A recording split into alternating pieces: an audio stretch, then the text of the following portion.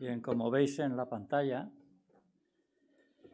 el texto leído por Noah acerca de segunda carta a Timoteo, capítulo 2, versículos del 8 al 13, que vamos a meditar en esta mañana, lleva por título Palabras en tiempos difíciles.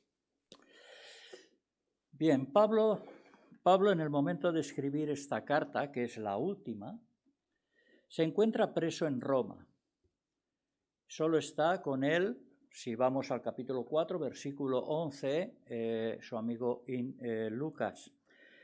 Es un tiempo difícil, porque los romanos consideraban al cristianismo una religión ilícita y para mayor INRI se complicaba con las doctrinas de los falsos maestros. Y en este ambiente, Pablo escribe estas últimas palabras dirigidas a su entrañable Timoteo, pasando la antorcha de esta manera del Evangelio a la nueva generación de líderes. En el capítulo 1, el inicial de esta carta pastoral, Pablo ha estado recordándole a Timoteo que tenga presente, digamos, lo más preciado como es el Evangelio. Un Evangelio que había cambiado su propia vida. Asimismo, también le pide que retenga la sana doctrina aprendida y que dé fielmente testimonio sin avergonzarse de ello. ¿Por qué? Porque, como nos dice el versículo 7, no nos ha dado Dios espíritu de cobardía, sino de poder, de amor y de dominio propio. Por último, le hace saber a Timoteo lo difícil que es servir a Cristo. Pablo lo ha vivido en sus propias carnes y quiere de esta manera mostrarle a Timoteo esa realidad. Pero al mismo tiempo se place en recordar que no todo ha sido sin sabores, ya que en su carrera espiritual también ha encontrado a creyentes que les han confortado, que les ha confortado a él, como puede ser el Onesífero, al cual menciona en la carta, o a Lucas o a Timoteo. En ese sentido, respecto a las dificultades, a los rechazos, a los abandonos, cuán importante es verse confortado. Cuán importante es verse confortado. A veces, en análogas o parecidas circunstancias que puedan sucedernos, hacen a unos creyentes que su fe, su vida espiritual se fortalezca. Pero en cambio a otros hace que les hagan alejarse de Dios. Fue el caso que también el apóstol Pablo indica de Figelo y Hermógenes. ¿Por qué ocurre esto? A grosso modo podríamos decir que es debido al grado que se tenga de madurez espiritual, del arraigo del Evangelio. Así que el apóstol Pablo al final de este capítulo 1 pone de manifiesto una realidad delante de Timoteo, una realidad que conoce de primera mano y que desgraciadamente ocurre en el campo ministerial. Cuán importante es verse confortado. Ahora Pablo conecta lo dicho anteriormente con lo que le va a decir a continuación en el capítulo 2. Y esta conexión la hace con la expresión tú pues. Tú pues.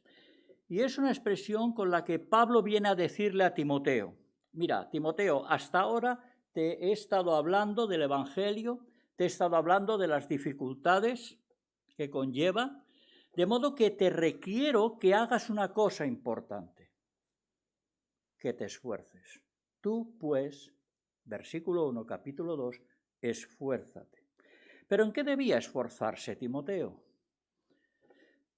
Si observamos la exhortación de Pablo, debía de esforzarse en la gracia, en el favor inmerecido que Dios a través de Cristo le había dado. Debía de esforzarse en andar por el camino que Jesús había trazado, un camino de gracia, pero que al mismo tiempo e indirectamente lleva consigo que si no se esforzaba, debía ser consciente de la existencia de un peligro que era el no guardar el tesoro propio del Evangelio. Era importante, pues, que se esforzara porque en aquellos momentos merodeaban los falsos maestros. Maestros que querían tambalear el Evangelio. Y ante ello, Timoteo debía de ser o debía de estar atento, esforzarse en enseñar la sana doctrina. Por otro lado, el apóstol Pablo, el hecho de enseñar y anunciar el Evangelio le había traído sufrimiento. Así que a Timoteo le pone en preaviso poniéndole 3 ejemplos. Ejemplos claros.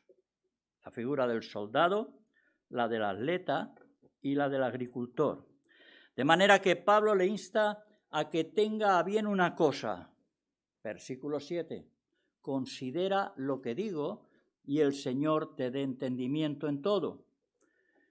Aquí el apóstol Pablo está invitando a Timoteo a que reflexione, que ponga atención, que ponga determinación y sea receptivo.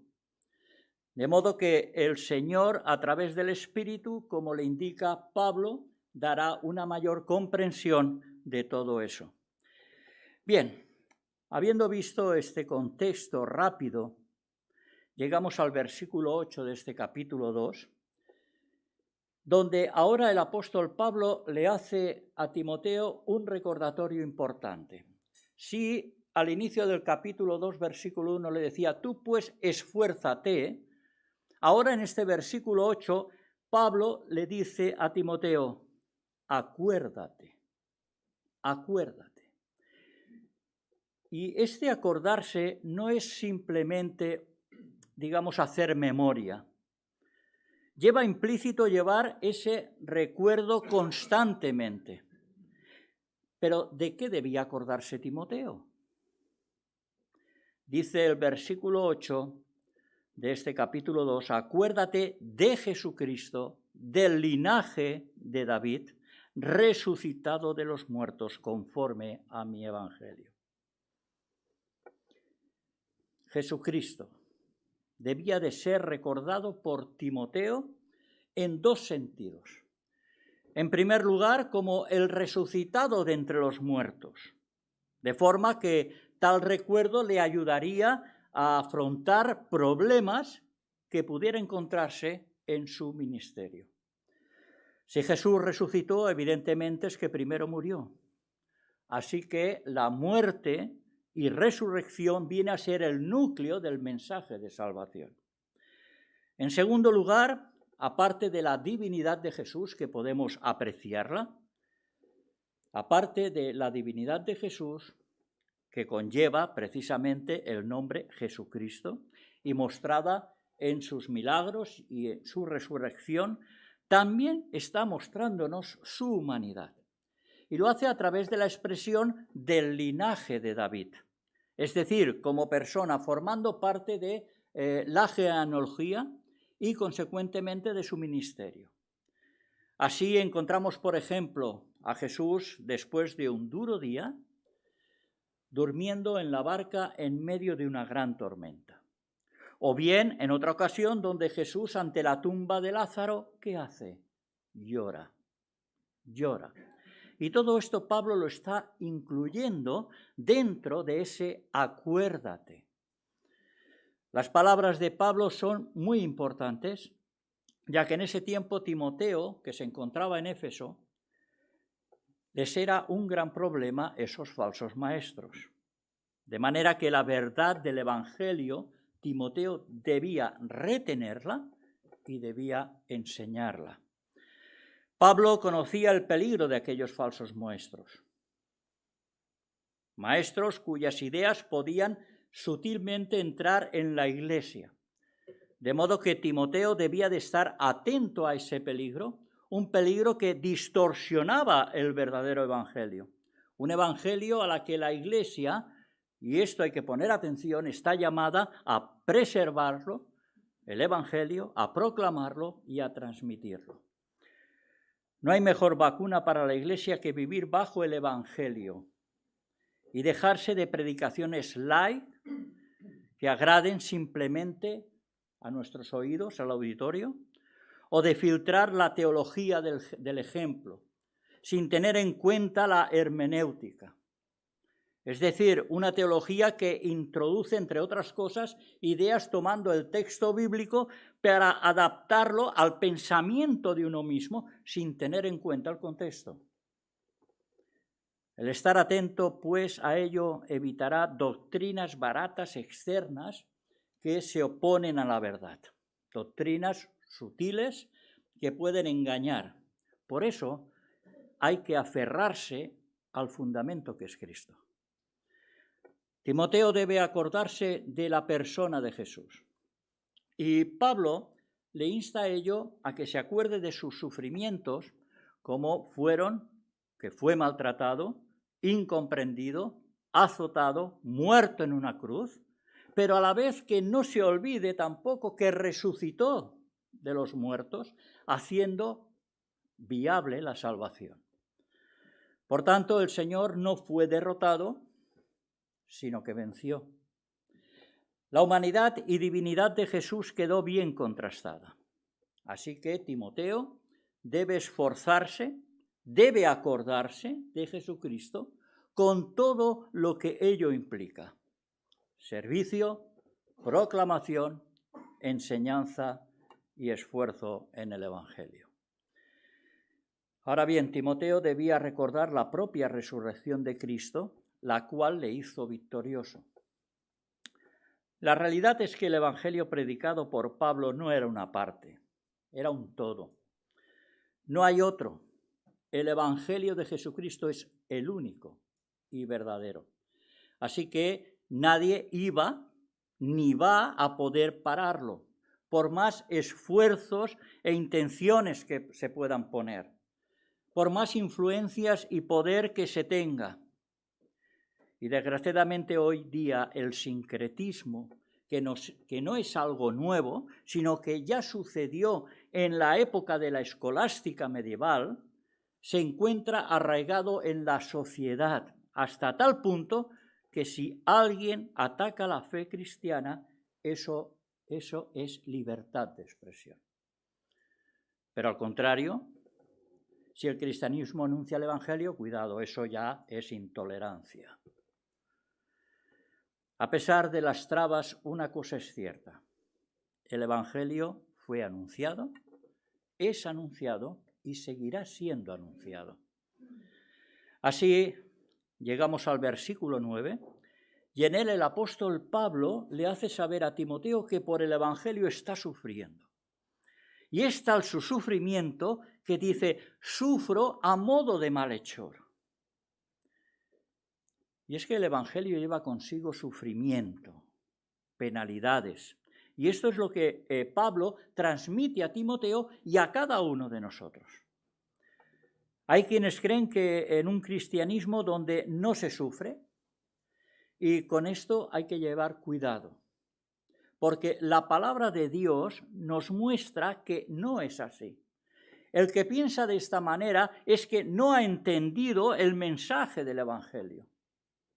Y por tanto es un indicativo de que se encuentra lejos de la realidad del Evangelio anunciado y enseñado por el mismo Señor. El propio Pablo le está haciendo saber a Timoteo que por causa del Evangelio, de su fe, está sufriendo. Por otro lado, no pensemos que la gracia que hemos recibido ha sido gratis. Tuvo un coste. Y ese coste fue la cruz donde Jesús murió, sufrió lo indecible y experimentó la más absoluta soledad siendo abandonado por el Padre. Ahora bien, Pablo le está comunicando a Timoteo su situación personal en ese momento, diciéndole que su sufrimiento ha llegado al punto de estar prisionero por causa del Evangelio.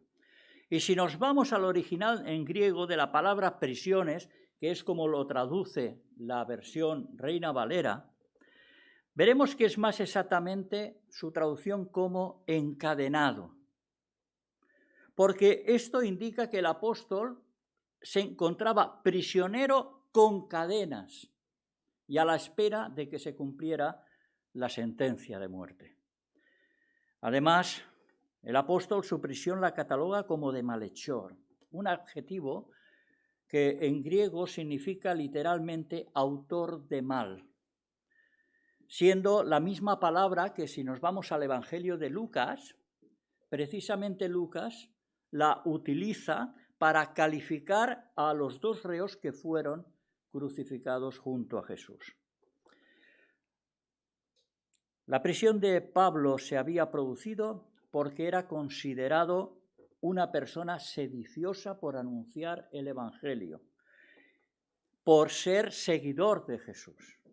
Por consiguiente, Pablo era catalogado como un rebelde. Ahora bien, el apóstol en las palabras de este versículo 9 presenta su situación por causa del Evangelio y lo hace para que le sirva de ánimo a Timoteo. Le explica, le hace saber sus sufrimientos precisamente para que le sirva a Timoteo de ánimo. Es interesante observar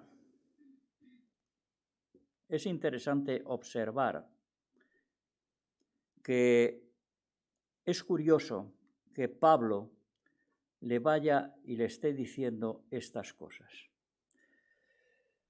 Es interesante observar que lo que aparentemente era una derrota para las personas realmente es una victoria, porque por mucho en que se afane en asediar a los cristianos, no se va a evitar que la palabra de Dios también sea callada. Porque como indica el apóstol Pablo, ¿qué dice? Mas la palabra no está presa. Yo estoy preso, yo estoy sufriendo, pero la palabra no está presa. Y con ello está dando a conocer la idea de no estar atada, no estar sujeta o puesta a ligaduras, contrariamente a la situación del apóstol en que en ese momento se estaba encontrando. Así que la palabra de Dios no puede ser retenida por ser precisamente la palabra de Dios. Cuando el apóstol estuvo encarcelado por primera vez, Dios usó su situación para que el Evangelio avanzase. Y ahora, viendo en retrospectiva la situación en la que se encuentra prisionero, encadenado, podemos pensar que si Pablo no hubiera estado preso, podría haber hecho más en el ministerio. Sin embargo, nuestra lógica no es la lógica de Dios. El apóstol Pablo, aun estando encadenado, el Evangelio no estuvo. Y a pesar de su sufrimiento lo soportó por amor, como nos dice, de los escogidos soberanamente por Dios, con una finalidad, que pudieran obtener la salvación por medio de anunciarles el Evangelio de Cristo. Y en este pensamiento Pablo seguidamente lo argumenta diciendo, por tanto, por lo que te he estado diciendo, lo soporto todo. Y esta expresión no es una resignación, como si Pablo estuviera diciendo, bueno, ¿qué más me puede pasar? En mi situación, en mis circunstancias, ¿qué más me puede pasar? Sin embargo, es lo contrario. Es una decisión en seguir adelante. En otras palabras, Pablo no se sujeta al padecimiento de los sufrimientos como si no tuviera remedio, sino que soporta los sufrimientos porque él mismo, Pablo, ha decidido seguir adelante hasta el final del ministerio al que Dios le había llamado. Porque le preocupaba el qué, le preocupaba el futuro de la Iglesia. Y en ese binomio de responsabilidad humana y soberanía divina, Pablo se sentía responsable. Esto que está, pues, diciéndole a Timoteo, no son palabras gratuitas, o porque quedan muy bien decirlas, es el convencimiento de su fe genuina como siervo de Dios. Pero hay más. hay más.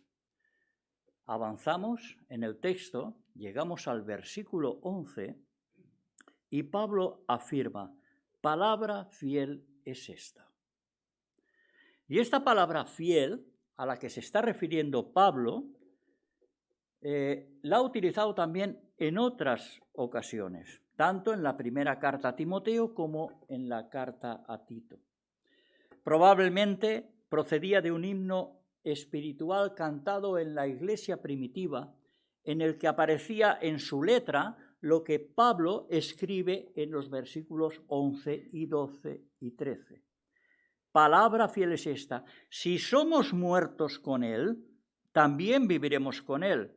Si sufrimos, también reinaremos con Él. Si le negáremos, Él también nos negará. Si fuéremos infieles, Él permanece fiel. Él no puede negarse a sí mismo. La primera parte de estos versículos nos llama a la responsabilidad y tiene que ver con los que permanecen fieles, con quienes se identifican con Cristo en su muerte, en su resurrección y en sus sufrimientos. Son quienes esa identificación con Cristo les ha producido un cambio radical de vida. Y es interesante observar que el apóstol Pablo no dice en el versículo 11 que resucitaremos, sino que viviremos. Y es que esa identificación lleva consigo, evidentemente, la muerte del ego, la muerte del yo. ¿Para qué? Para vivir en Cristo. Pablo, escribiendo a los hermanos de Corinto, en su segunda carta, de Corintios, capítulo 4, versículo 10, les dice: llevando en el cuerpo siempre por todas partes la muerte de Jesús, para que también la vida de Jesús se manifieste en nuestros cuerpos. Dicho de otra manera, al morir con Cristo en su muerte, también se vive en Cristo y con Él, en su vida resucitada. O dicho más brevemente, ya no vivimos como antes, sino que es Cristo quien vive en nosotros y nosotros con Él. La vida cristiana se debe desarrollar en esa identificación con Cristo. Pablo lo dice de la siguiente manera cuando escribe a los Romanos, capítulo 6, versículo 11, diciendo: así también vosotros consideraos muertos al pecado, pero vivos para Dios en Cristo Jesús, Señor nuestro. Y es que vivir con Cristo es tener comunión con Él. Vivir con Cristo es tener comunión con Él. La segunda parte tiene que ver con lo que se vuelven infieles, con aquellos que han abandonado la fe. Dice la segunda parte del versículo 12 y 13: si le negáremos, Él también nos negará. Si fuéremos infieles, Él permanece fiel. Él no puede negarse a sí mismo. El texto comienza con un condicional: si le negáremos. Esto es decir claramente que si se produjera la negación sería decir no a Cristo. Pero ¿qué circunstancias pueden llevar a un cristiano a negar al Señor? Resumiéndolo, pero que resumiéndolo mucho, se puede decir que es una consecuencia de la poca o nula disposición al compromiso que implica seguir a Cristo. A las primeras de cambio, cuando surge un conflicto, esa fe queda diluida o queda en nada. Y es por eso que Pablo pone sobre aviso a Timoteo que esto puede suceder. Y tenemos un claro ejemplo, muy elocuente tal vez, en la persona de Pedro. Pedro amaba mucho al Señor. Por el Señor, Pedro dijo: yo voy a morir por ti. Voy a serte fiel hasta la muerte. ¿Y qué sucedió? A esas primeras de cambio le negó por 3 veces. Sabemos que posteriormente quedó restaurado gracias a la misericordia y a la gracia de Dios. ¿Qué consecuencia comporta negar al Señor? El propio texto lo señala. el Señor negará al que le negase. Nos vamos al Evangelio de Mateo, capítulo 3, versículo 33, y aquí el evangelista recoge palabras de Jesús refiriéndose a esto, y dice: cualquiera que me niegue delante de los hombres, yo también le negaré delante de mi Padre que está en los cielos. Negar es decir no, lo que significa rechazar al Señor y su señorío. Por otro lado, el texto nos sigue diciendo más cosas y dice: si fuéramos infieles, Él permanece fiel porque no puede negarse a sí mismo. ¿Qué significa ser fiel a sí mismo a la luz del texto? Pues que Dios finalmente se revelará y se mostrará tal como Él es. Si retomamos las palabras del apóstol Pablo que ha pronunciado al principio, veremos que el Evangelio es Cristo Jesús que ha revelado al Padre, a Dios mismo, porque creer en Cristo es creer tal como es Dios. ¿Qué le dijo Jesús en cierta ocasión a Felipe? El que me ha visto a mí, ha visto al Padre. Por tanto, Jesús en el Evangelio muestra la realidad de Dios. Sin embargo, a veces podemos pensar que, bueno, como Él es fiel, ¿verdad? Él permanece fiel, al final nos va a perdonar.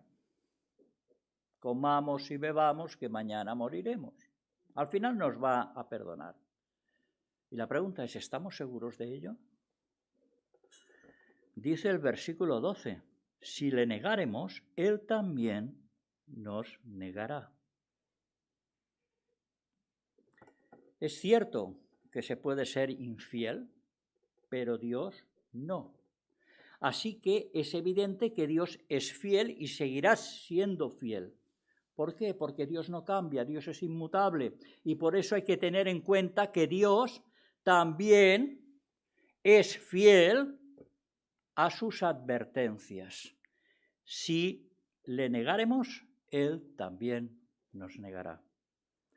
La fidelidad de Dios es para llevar a cabo tanto sus promesas como sus advertencias. Y la causa de la fidelidad de Dios, Pablo lo indica en la última frase: Él no puede negarse a sí mismo.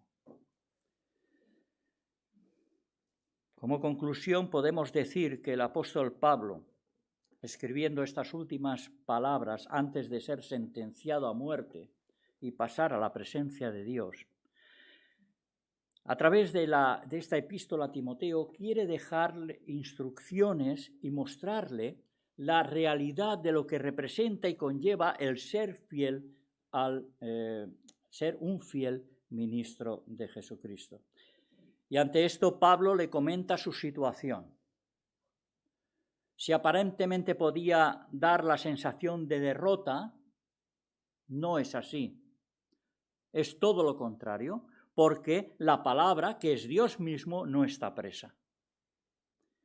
Pablo quiere que Timoteo sea consciente de los sufrimientos y de las penalidades que comporta el Evangelio, pero al mismo tiempo que no olvide la fidelidad de Dios y que Dios no juega. Porque si bien Dios es fiel, como nos dice la palabra, fiel a sus promesas, esa fidelidad también alcanza a sus advertencias. El apóstol Pablo le ha dicho pues a Timoteo: acuérdate de Jesucristo, trae a tu memoria el Evangelio, predícalo, enséñalo a personas fieles que a su vez lo enseñen a otros. Así que recordemos que aunque en esta vida suframos, va a llegar el día en que todo sufrimiento va a acabar, va a terminar. En ese día ya no habrá más dolor, ya no habrá más sufrimientos, ya no habrá más penalidades, ya no habrá más llantos, ya no habrá más preocupaciones, porque estaremos en la misma presencia de Dios. Y lo vamos a estar por toda la eternidad. Por toda la eternidad. Mientras tanto, como nos dice el versículo 11, palabra fiel es esta. Que Dios nos bendiga.